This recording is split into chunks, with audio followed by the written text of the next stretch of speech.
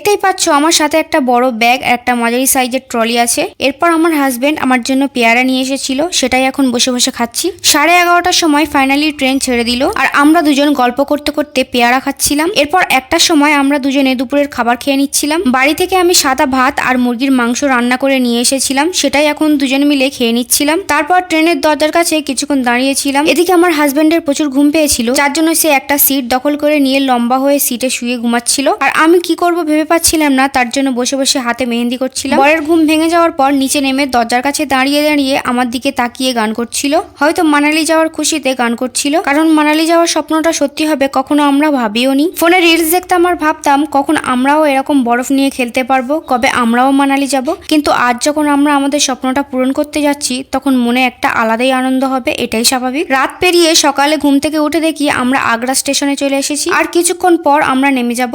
যারা তাজমহল দেখবে